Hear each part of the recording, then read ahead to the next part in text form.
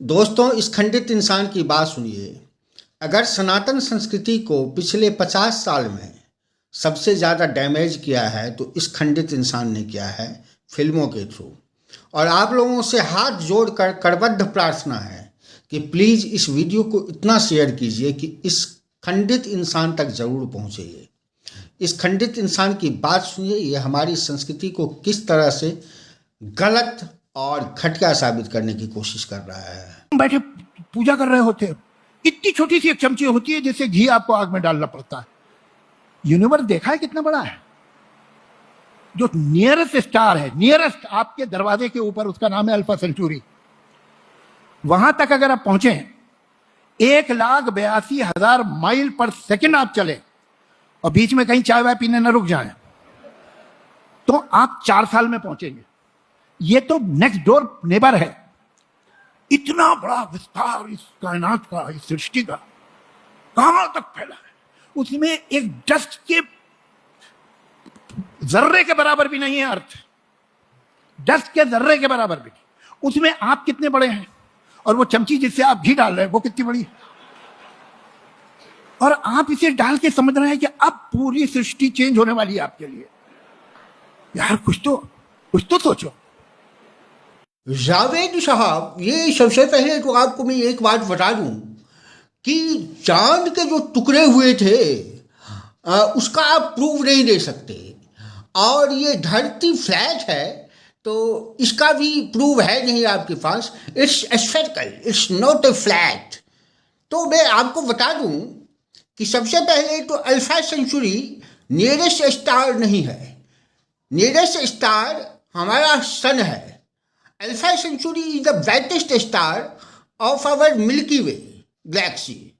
हमारे गैलेक्सी का सबसे चमकीला तारा है अल्फा सेंचुरी, सबसे नज़दीक का तारा नहीं है।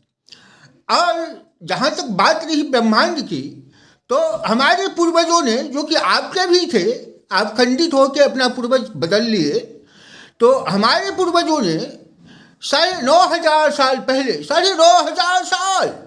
9,500 साल पहले ही ब्रह्मांड बता दिया था कि ब्रह्मांड असीमित है। The universe has no limit.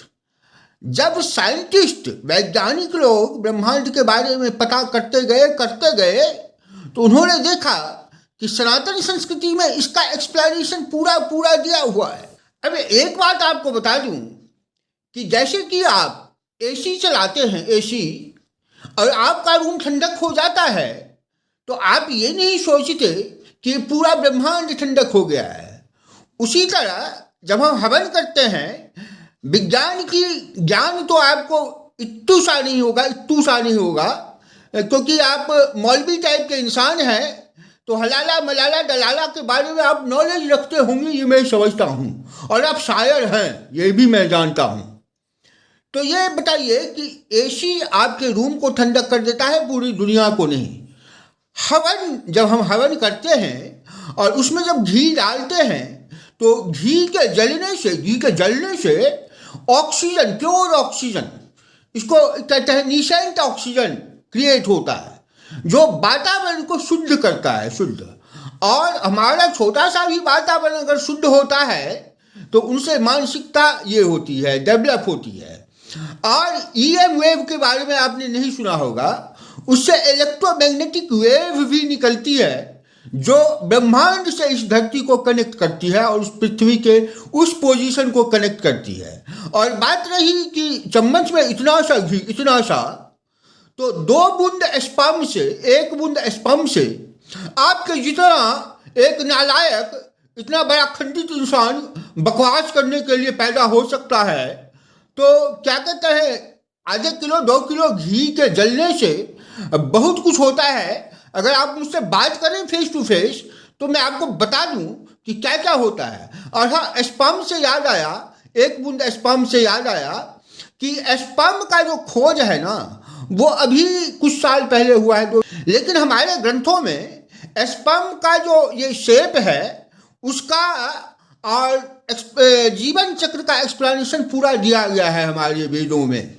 और अभी 15-16 साल पहले साउथ इंडिया में बहुत सारे ऐसे मंदिर हैं जिसपे स्पर्म का जो शेप है और एग का जो शेप है और पूरा जीवन चक्र है, फर्टिलाइजेशन से लेके फ्यूटस के डेवलप होने से लेके और डिलीवरी तक और मृत्यु तक, वो सब कुछ वहाँ पर अंकित है। और आपको नहीं पता होगा कि सूरज की जो दूरी है वो अभी 200 साल पहले दिया गया है पृथ्वी से, लेकिन हमारे तुलसीदास ने जुग सहस्र योजन पर भानु लिल्योताय मधुर फल जानू, एक छोटे से हनुमान चालीसा में सूरज के और पृथ्वी की दूरी बता दी थी, एक छोटे से हनुमान चालीसा में। जरा ग्रंथ की बात सोचिए। तो जावर साहब बकवास ना करें और थोड़ी से फैक्ट पे बात करें। और मैं पूछूंगा आपसे कि चांद के दूसरे टुकड़े कहाँ हैं? वो मुखड़ा चांद का टुकड़ा। शेयर करना दोस्तों दबा के, इस खंडित इंसान तक ये पहुंचना चाहिए, खंडित इंसान तक पहुंचना चाहिए ये वीडियो। हाथ जोड़ के विनती करता हूं।